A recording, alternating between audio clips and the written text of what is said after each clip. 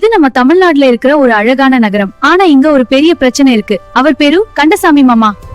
கந்தசாமி மாமாக்கு ஒரு பெரிய வயிறு இருந்தாலும் அதை விட பெரிய ஆசை இருந்தது. பக்கத்து வீட்டாமா கொஞ்சம் அரிசி கேட்டா. எங்க வீட்லயே இல்ல. இங்க போடு. சுவர் கீறி போயிடும். ஒன்னாகாது மாமா. ₹1 கூட மாமா சண்டை போடுவாரு. ஆனா வீட்டுக்குள்ள 10 பட்டில கேஷ் வச்சிருப்பாரு. அது யாரு சொன்ன? பேசாம போ. மாமி சொன்னா. ராத்திரி நேரத்துல தன்னோட பணத்தை மண்ணுக்குள்ள மறைச்சு வச்சார். ஆனா அந்த காட்சியை ஒரு நாய் பாத்துக்கிட்டு இருந்துச்சு. மறுபடியும் சரி பார்க்க மாமா வந்தாரு. மறுபடியும் சரி பார்க்க மாமா வந்தார். ஐயோ, பணம் காணோம். எங்கடா? இல்ல. எங்க போனது? இல்லடா. என் பணம், என் ஜீவன். ஊர்ல யாருக்கும் கவலை இல்ல. யாரும் உதவி செய்ய வரல.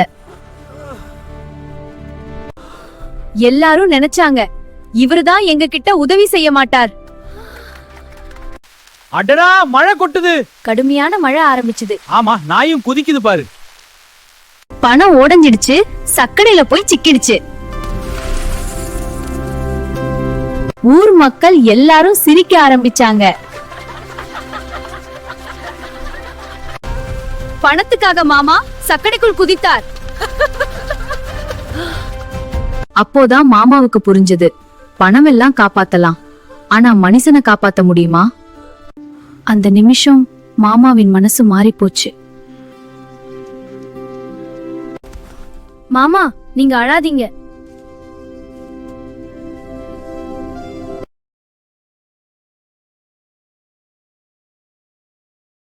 மறுநாள் மாமா பழங்களை இலவசமாக கொடுத்தார். இந்தா வாங்க, இந்த பழங்கள் எல்லாம் உங்களுக்கு. நன்றி மாமா.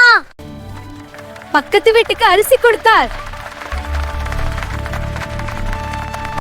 பசங்க விளையாடுற சந்தோஷத்தை பார்த்து சிரிச்சார். ஊர் திருவிழா, மாமா தான் ஸ்பான்சர்.